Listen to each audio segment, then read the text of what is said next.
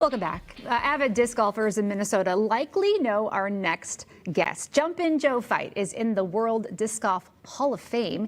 He's the founder of major state tournaments of the sport and longtime editor of Disc Golfer magazine. In 2014, Jumpin Joe was diagnosed with a rare neuromuscular disease which causes progressive muscle weakness and fatigue. Joe decided to keep on playing, though, playing the sport he loved while raising awareness for his disease as well. And this Saturday, he is hosting a fundraiser tournament to raise awareness of myositis. Joe is here now and shares more. Joe, welcome to the show. Good morning. Thank you very much. Thanks for having me. I really appreciate it. He already gifted us like little mini frisbees. These are not disc golf frisbees. He made sure to tell us. No, those are little minis to throw around and have fun with. Thank you. But they're not actually my golf dog will discs. like this. And he's She's small. Okay. He's got his face on these. Okay, let's talk about May is Myositis Awareness Month. I don't think people really maybe know what this is. Tell us more about it. Right. You know, here's the thing, Kelly. Myositis is a rare disease, and yet it's ironic that even though it's a rare disease, there are millions of people around the world that have it.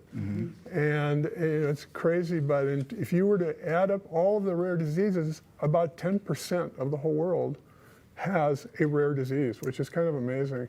So anyway, myositis afflicts maybe, who knows, but approximately 50 people in the Twin Cities have it. Okay. So there are some people that have it right here in the Twin Cities, but it's one of those things that you don't even know you have for probably 5 or 7 years. So what symptoms did you recognize? For me, the very first time was I was water skiing on Lake Minnetonka, and I was a good water skier back in the day, and I said, hit it, and I was standing like this, and the handle just went flying out of my hands. I went, whoa, that was weird, and so I came back around, and let me try that again.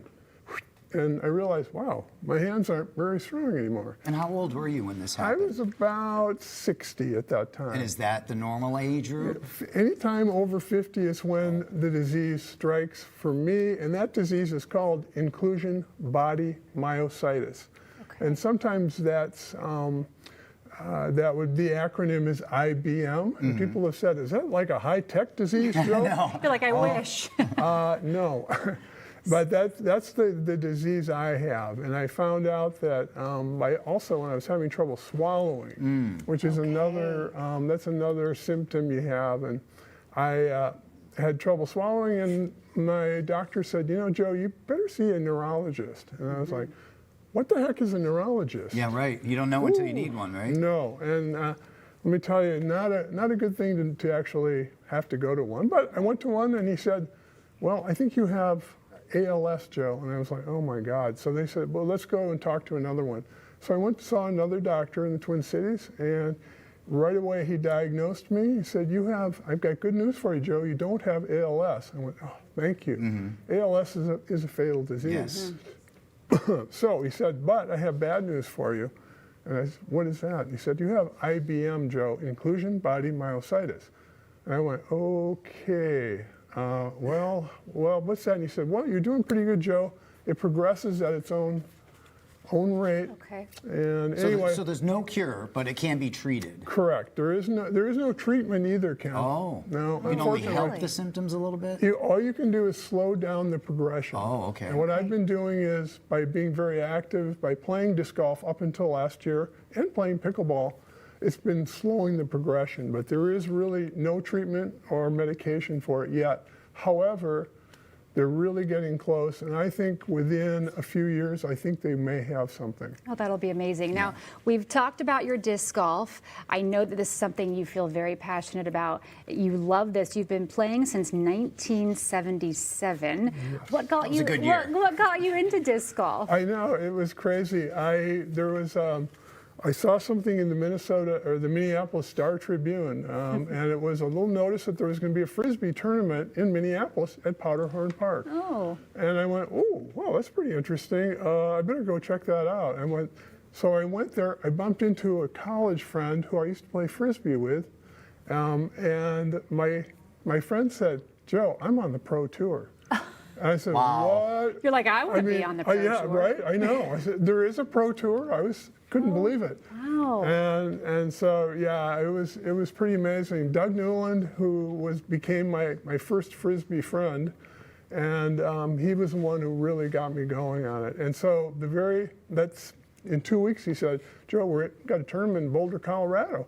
Come on out. What a horrible spot to go. Right. I went to Boulder, Colorado. I was going to school at Colorado College when I met my good friend. I thought, let's go back to Colorado together. So we did, and we played in that first tournament in 1976. In 1977, I thought, you know what would be really fun is to see if I can get together with a little tournament. Yeah. Started the first tournament in Minnesota at Kenwood Park.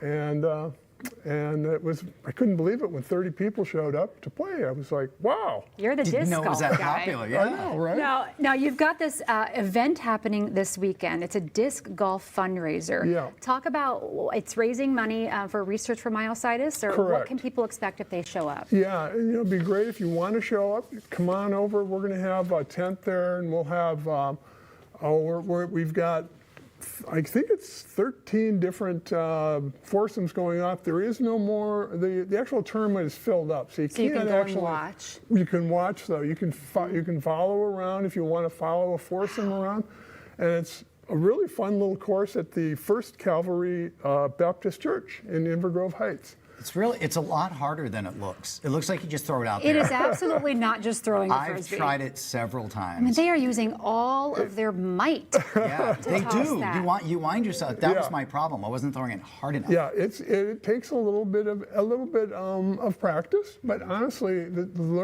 learning curve is very quick. And Not for this guy. Not for this gal. There's no learning curve that's easy for this guy. Well, before we let you go, I just want to say you look like you're doing well. You're feeling well, and to be able to put on an event like this and celebrate the love of disc golf that you have, but also raising awareness has got to make you feel so good. Thank you, Kelly.